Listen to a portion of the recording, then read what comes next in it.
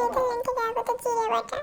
এখন আমরা দেবো খাঁটি শুকনো মরিচের বাটা, একেবারে ঝাল ঝাল। তারপর দেবো শুকনো মরিচের গুঁড়ো, তারপর দেবো হলুদের গুঁড়ো।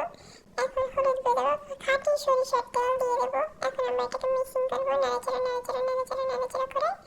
এখন আমরা গ্যাসটাকে অন করে লো ফ্লেমে কিছুক্ষণ রেখে ফ্রাই প্যানে এখন আমরা 2 লিটারের মতো তেল ঢেলে দেবো।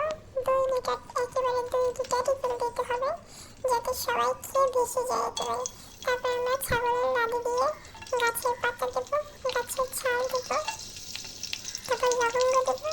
তারপর নাড়াচাড়া নাড়াচাড়া নাড়াচাড়া করে আমরা ইউরিয়া থেকে চুরি করা পেঁয়াজ এখন দিয়ে দেবো। আমি আবার একটু পেঁয়াজ দেবো যাতে খেতে অত্যাধিক কুৎসিত হয়। এখন পেঁয়াজ দেওয়ার পর আমি আবার নাড়াচাড়া করার আগে একটু এটা সরিয়ে দেবো। তারপর নাড়াচাড়া নাড়াচাড়া নাড়াচাড়া করে এখন আবার আমি নাড়াচাড়া নাড়াচাড়া নাড়াচাড়া করতেই থাকবো। তারপর যখন পেঁয়াজটা পানি ছেড়ে দিয়ে ভাজা ভাজা হয়ে যাবে তখন আমি দিয়ে দেবো একটু রসুন, যেটা আমি পাশের বাসা থেকে চুরি করে এনেছি। তারপর একটু নাড়াচাড়া নাড়াচাড়া নাড়াচাড়া নাড়াচাড়া করে এখন ম্যারিনেটেড মাংসটা দিয়ে দেবো। ওহ কালারটা সেই কালার হয়েছে।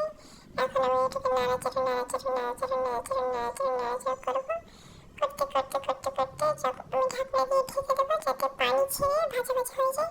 তবে যখন ভাজা ভাজা হয়ে যাবে তখন আমি এর মধ্যে আলু আর পানি দিয়ে দেবো যাতে গোস্তটা ধোয়া হয়ে যায়। ধোয়া হয়ে গেলে আমার খাওয়ার টেস্ট আরও বেশি হবে। আমি 2 ড্রাম পানি দিয়ে দিয়েছি যাতে মাংসটা সিদ্ধ হয়ে গলে যায়। এখন আমি পানি আর একটু দিয়ে দিলাম যাতে পুরো রান্নাঘর ভেসে যায়। তারপর লবণ দিয়ে ঢাকনা দিয়ে ঢেকে দিলেই যখন শুকনো হয়ে আসবে তখনই আমার রান্না কমপ্লিট হয়ে যাবে। তার আগে আমি একটু পাওয়ারটাকে বাড়িয়ে নিই গ্যাসে। এখন রান্না কমপ্লিট।